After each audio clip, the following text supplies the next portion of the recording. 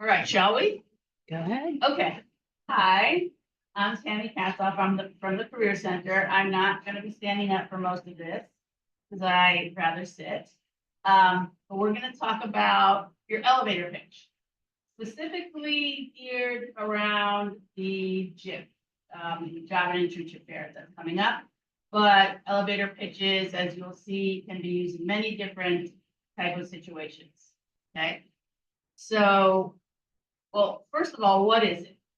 Can anyone tell me what an elevator pitch is? Yes. It's just a very brief pitch about who you are. Yeah. So in this case, that's exactly right. So if you were riding an elevator with someone from, let's say, the first to the 30th floor, and you have a very short time to impress that person, let's say 30 to 60 seconds, what are you going to tell them? You don't have enough time to tell them your whole life story or your whole resume or anything. You have to condense it. So what are you going to tell them to impress them? Okay, so that's what an elevator pitch is. That's why we call it an elevator pitch. So again, 30 to 60 seconds. You want to get the attention of and impress the person that you're talking to. Okay. Sometimes it's just to start a conversation. And again, imagine riding in that elevator. You want to impress them. What are you going to say? So these can be used in a lot of situations. Okay. So we're prepping for the fair. So job and internship fairs, right? But also employer meetups, networking receptions, job and informational interviews, very important. Often a job, so I'm going to veer away from the JIF for a second. Very often a job or an internship interview will start off with, so tell me a little bit about yourself. That's the elevator pitch. Okay. So they already have your resume. Okay. So that's the elevator pitch. That's what you're going to start off your interview with. And also conferences, presentations, etc. Okay. Key attributes here. They should be targeted towards your audience. So your elevator pitch is not going to work in every scenario, right? You're going to want to take a look at it and possibly revise it or rewrite it for different situations. It should be short, sweet, and hopefully interesting. Okay. Stories can be memorable. Even short stories can be memorable. So the way I look at building an elevator pitch is covering past, present, and future. Not necessarily in that order when you say it, but within the content of it, you want to cover past, present, and future. So it should be short, should have a beginning, middle, and end. So ideally, you're starting with the present, then you're going to go maybe a little bit to the past, and then maybe a little bit to the future. Okay. So this is kind of not really an outline, but it's the best that you're going to get. All right. So you're going to start with the present. Who are you? Okay. If they don't already know your name, you tell them your name. Hi, my name is. Okay. For these purposes, you want to tell them what you're studying, the degree you're getting, maybe other things you're doing on campus, other things you're interested in. So that's the present. Okay. Then you want to go a little bit into the past. So relevant work, internships, accomplishments that you're proud of. Okay. So that's a little bit of the past. And then a little bit of the future, some goals. Now, no one expects you to know exactly what's going to happen for your next 20 years, but a little goals, right? What you want to do next or what you want to continue doing, etc. So you're hitting past, present, and future. Okay. Now, in this case, since we are doing an in-person job and internship fair, you also want to think about your nonverbal communication here. Okay, so good eye contact, right?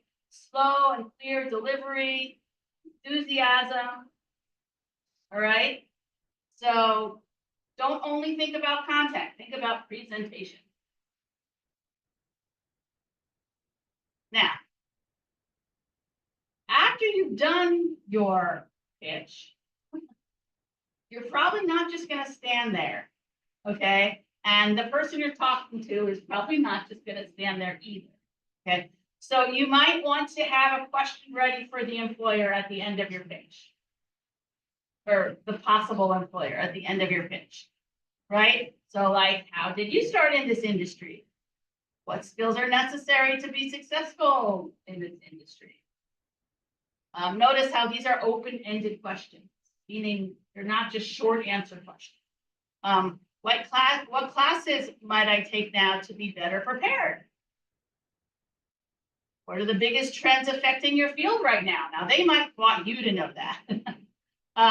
What are the biggest challenges working in your field right now? Okay, so you want to end, at JIF, you probably want to end your elevator pitch with a question for the employer. Okay, now you also want to be ready for questions from them. All right, whether it's at JIF or in some other situation. So they might ask, what are you looking for here? You're looking for a job, you're looking for an internship. What's a skill that you want to develop? Why did you choose your major? Right? Really good question. What's your favorite class and why? Maybe they might add that. Are you involved in campus activities and what of this, what are you involved with if you haven't already told them in your elevator pitch? What's something you like to do in your free time? So that might not all be about academics and career. Do you have a dream job or dream career? Okay, these are just some questions that might come up from the person that you're talking to. All right, reminder here. Don't forget about customizing your pitch when you talk to different people. Okay, so it's not only necessarily customizing your pitch for the Job and Internship Fair, but it probably means customizing your pitch for the different people you are talking to there. Okay, so you're gonna know ahead of time who's gonna be there, right? And you might have a priority list of who you want to talk to. So make sure that your pitches are relevant to the people who you're going to be talking to. Okay, they might not be very different. You might not have to write like 11 different elevator pitches, but just try to make sure that they're super relevant to the potential employer that you're talking to. Okay, so do your research. Now we're not up to that. We're going back. Okay, so here we're gonna have you write them and practice them. Okay, so we're gonna take some minutes, write an elevator pitch, right? So here's really stuff that you need to include, okay? And then you can practice them, find a partner, you can practice them. I'll tell you when to do that. But for right now, let's take a few minutes and just write your elevator pitch. Go. Are you gonna walk around or anything? No. Right. Okay. If you do have a question regarding this writing right now, just raise your hand.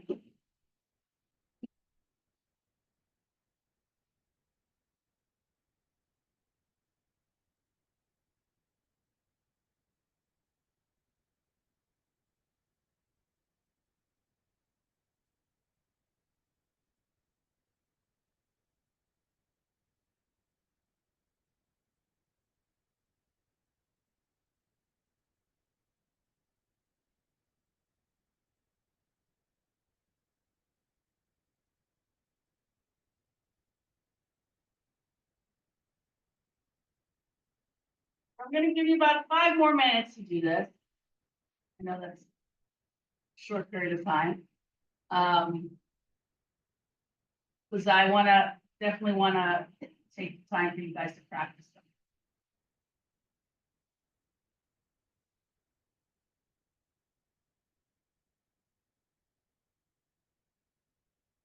Hi, you just came in, we're practicing riding elevator pitches.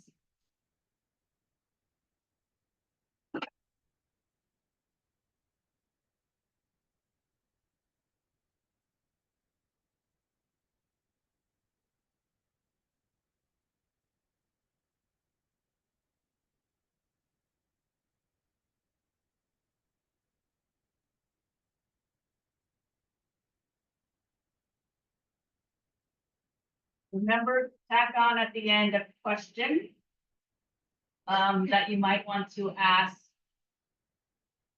a potential employer.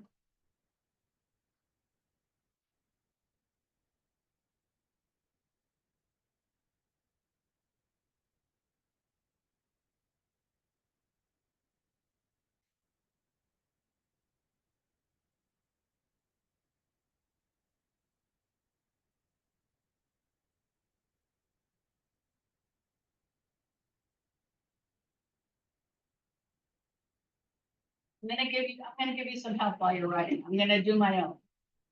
Okay? So, let's imagine that I was at, a job fair for higher education professionals. Okay? So I'm gonna say, hi, my name is Tammy Katzoff. I currently work at American University. I work at the Career Center as a career advisor, mostly with School of Public Affairs students. I also am the pre-law advisor for the Career Center. I have been working at AU for about 2 years, but I've been in the higher education industry for about 10 years. Before that, I spent 20 years working in the television business as a writer and producer. And I would like to continue working in higher ed, working with students, working in career advising, something that I would like to do. So let me ask you this about your institution. How does pre-law advising work at your institution? Because I know that different institutions do differently. So how does it work at your institution? Bam. I don't know if anyone was timing me. So that's my elevator pitch. Okay, so keep going.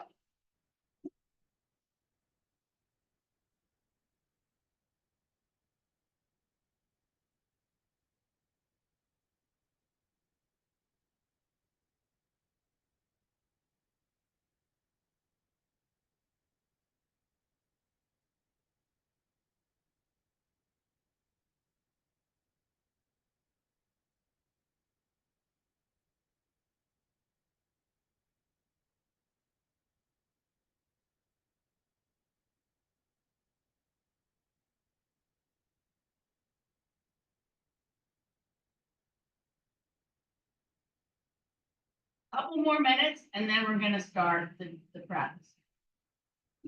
The actual doing.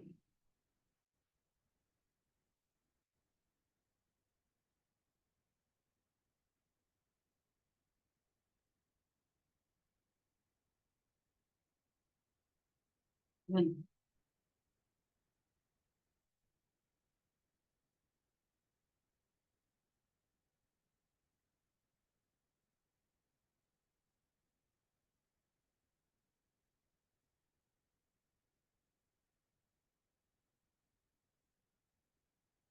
when-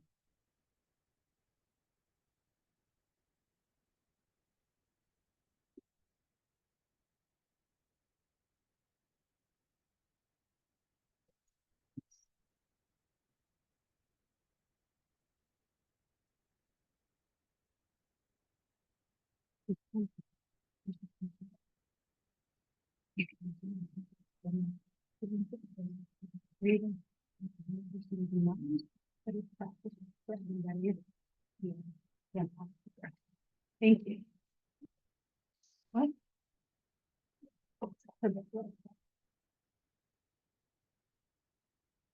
Okay, so now we're gonna do the practice. So now I would like to, you might have to move, but pair up with someone. Okay? Or it might be a group of three. And you're each gonna do your elevator pitch to each other. Okay, so I wanna hear some talking. All right?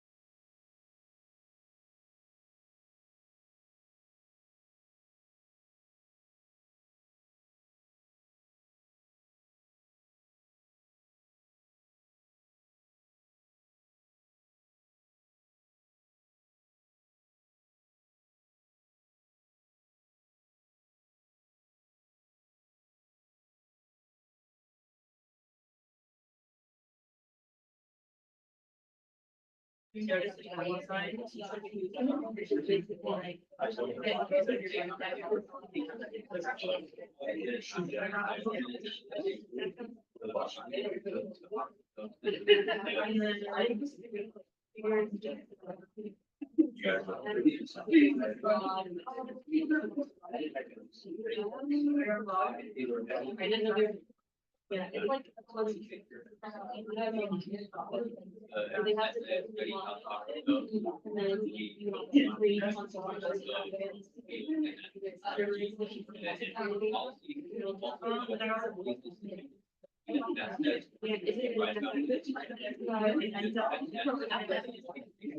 They give you the confidential.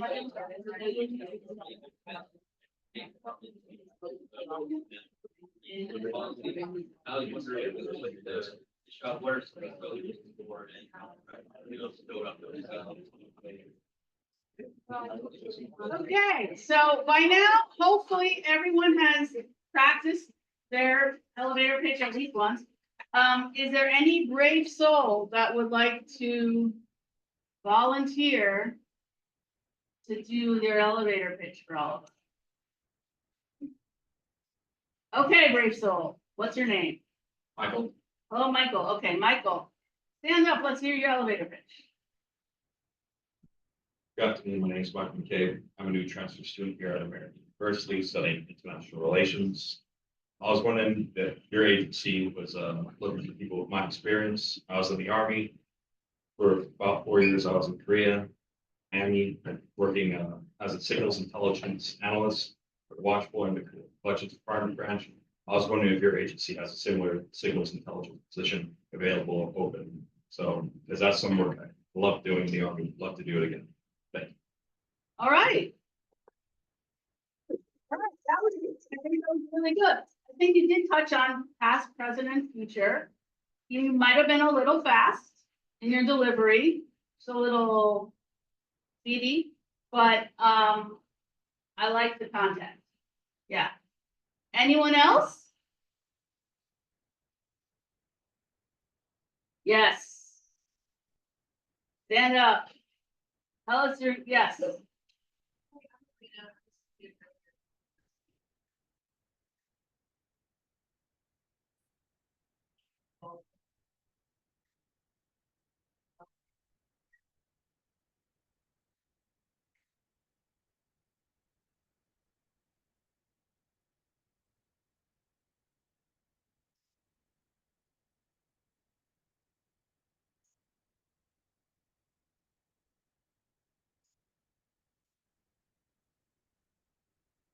All right.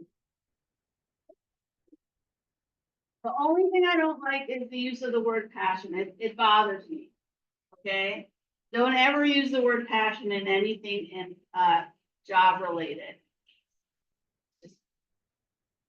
Why? What? Why? It's because people don't like it and it's cliche. And I know I have read like cover letters and essays that have used the word passion like 6, 7. Something. There's another one, there's another one. So try not to use that word passion. Otherwise, I really like it. Okay. So now we will go to this part. I do want to remind you that the Job and Internship Fair is a week from today. So it's coming up. Okay? Week today, 1 o'clock. Any questions about this elevator pitch thing?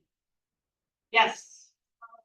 Like a really small detail, would you recommend like reaching out to shake their hands? Ah. So it's,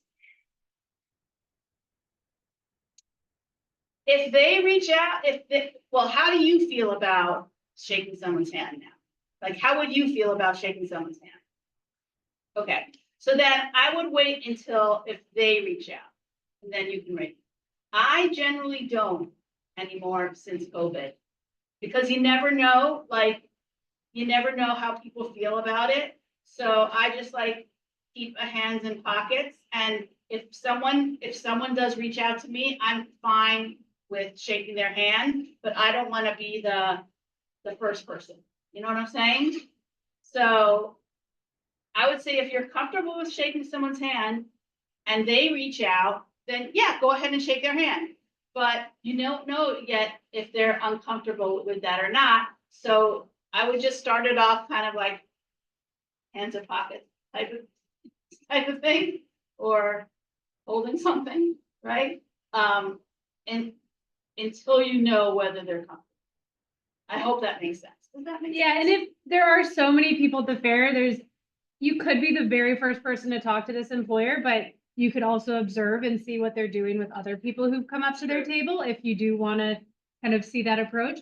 I will say, I was tabling at the part-time job fair and, students coming up and stick their hand out, and as Tammy said, I'll shake, but so if you do that, if it just comes out and you go to shake someone's hand or extend your hand, don't be surprised if someone is like, oh, fist bump or like an elbow or something like that, just because there are varying levels of comfort for that. So Yes. I think Tammy's recommendation, kind of scope it out, see what they're doing. But, if you do put your hand out, it's not the end of the world. Just don't be surprised if there's a rebuttal. That. And are we having Purell pumps around? I'm not sure. Okay. Yeah. Sometimes it's like a swag giveaway at the employer table. So. There you go. Okay. Yes, question. I have a question about the job fair tomorrow. Which, In general, should we address like someone in business? Or are these like supposed to be like? Yes. more, yeah. Yes. But More is there a job professional. fair tomorrow? Do you know? Oh, okay. So yeah, that would be separate, and it's not in handshake. I would do you want to? For a job I would fair? say between business casual and business. So I don't think, definitely not a t-shirt and jeans and sneakers for sure. But, khakis and a blouse or some kind of a dress that's not like an evening gown. Or for men, doesn't necessarily have to be like a three-piece suit and tie, but, one step down from that. Business cash. Yeah, and it like think of job fairs, they're not run of the mill days. It's not, you're not going to class or that sort of thing. So you do want to make kind of that extra effort. We do have a page on our website that is all about professional dress, and it can kind of give some more detailed guidelines for different types of events and how you might want to approach it. But you want to be comfortable and feel confident, I think is what we say, and taking it up that notch. You're making an impression on an employer, so you want to put your best foot. Right, so you might not wanna wear like 8-inch heels. It's gonna be crowded and you're gonna be waiting and, yeah. Footwear especially should be on the comfortable side, but again, not sneakers if you can help it. Just something a little business casual. There was another question back there. Yes, yes. From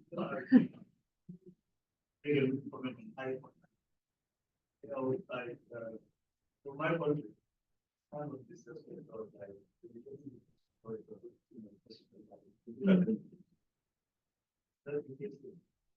No. But that is a really good question. You do want to try to maintain some eye contact with the person that you're talking to. You don't have to be staring at them the whole time, because that would be weird. But, don't try not to be looking down at the floor or up at the sky while you're talking to them. Maintain, a decent amount of eye contact. Because it's, so much of it is about body language. So yes, in this culture, no one would look down on having eye contact between a potential employer and candidate. Yes. someone puts it up for this meeting, and someone asks, let me tell you something about it. Yes, that's the elevator pitch. That's what we're working on. Right? Tell us a little bit about yourself, right? That's the 30 to 60 seconds little pitch that we're doing. Yes. Are there any other like trigger words that say? I just really hate seeing the word passionate. I don't think so. I can't think of any other trigger words that you should stay away from. All the way in the back. Yes. You're going to be against that.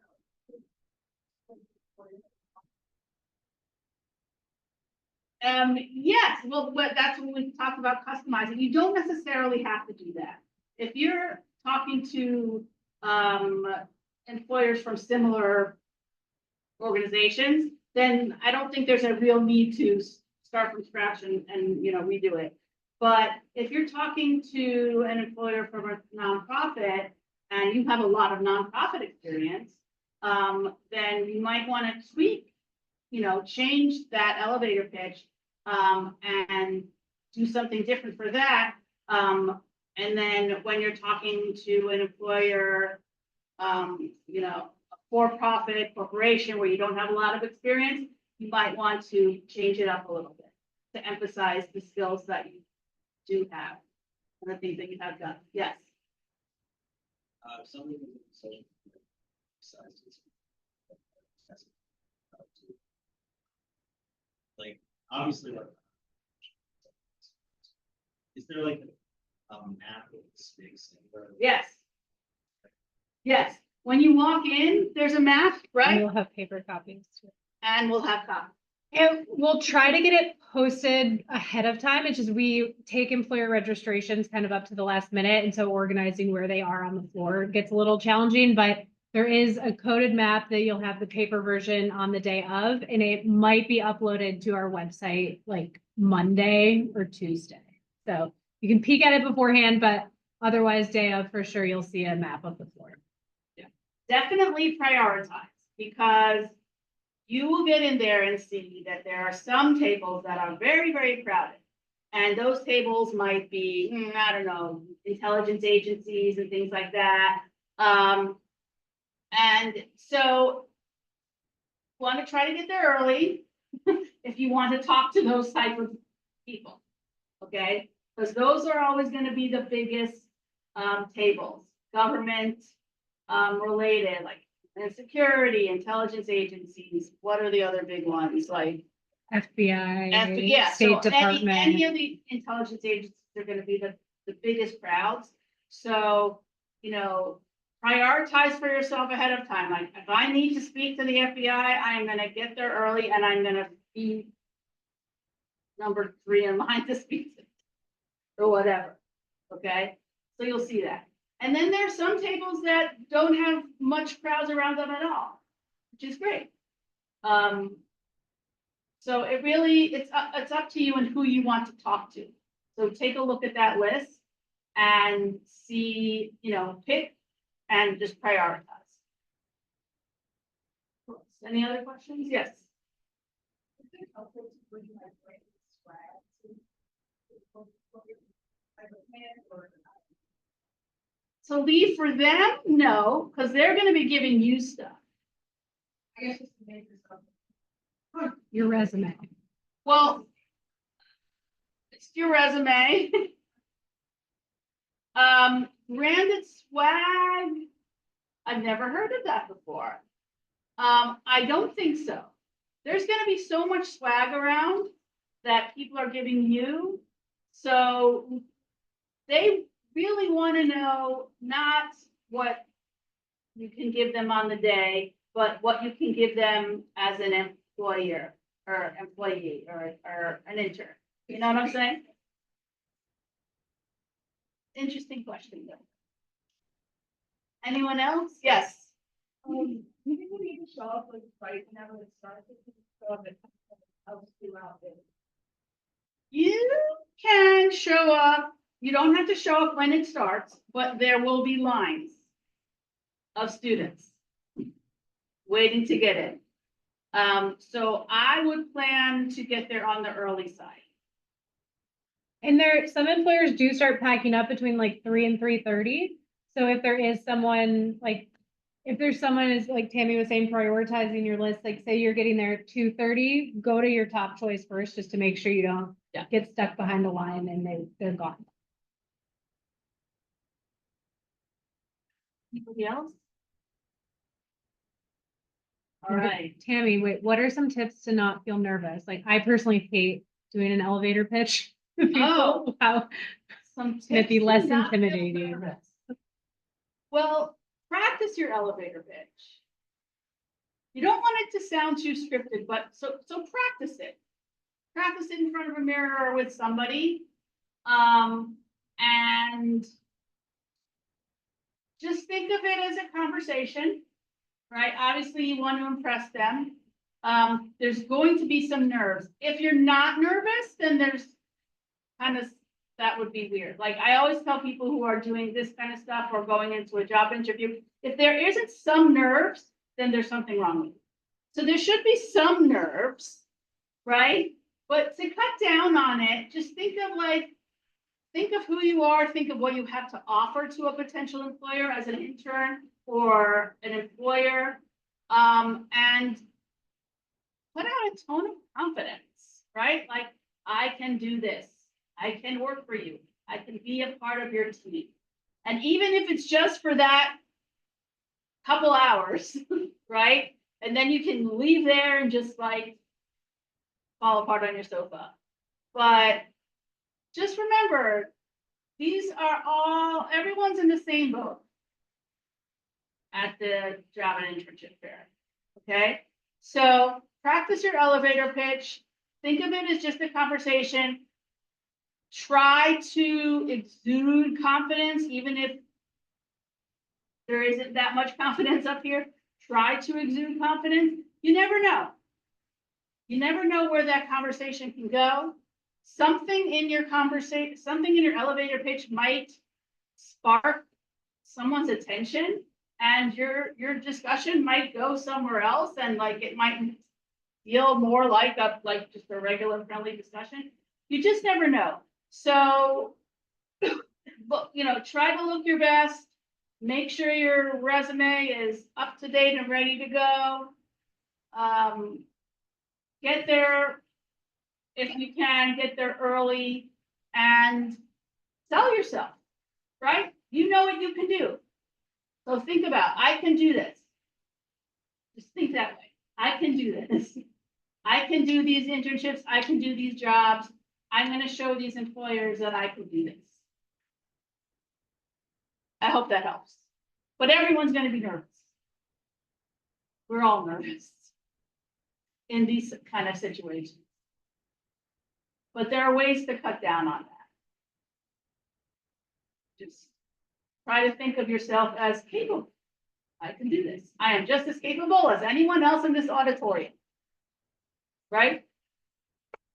Is that good? Yes. Any other questions? Yes. One second.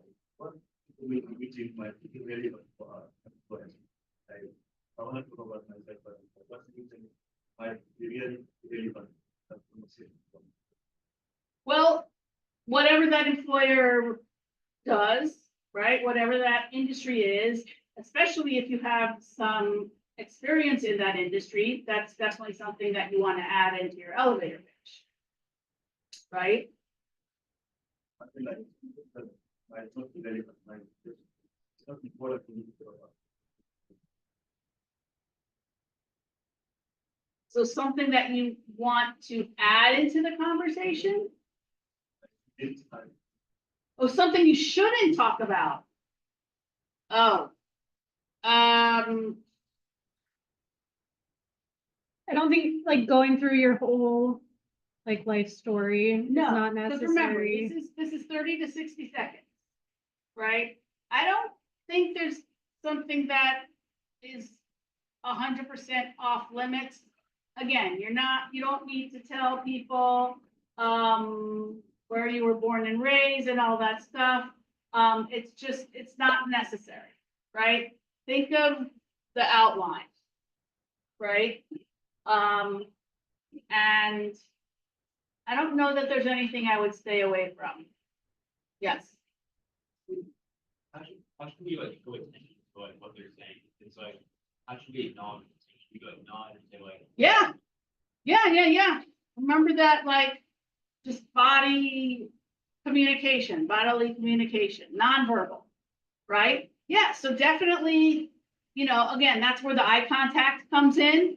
Obviously you want to be listening to what they're saying as well as you can, right? So a nod, right? A comment maybe, or a follow-up on something they've said that interests you, right? Like maybe they talked about something that you didn't know about, right? And you might say, that's interesting that you said that. would you mind if I asked you another question about that? Right? That type of thing. Anyone else? All right, well, thank you guys, and see you at the fair. Yeah.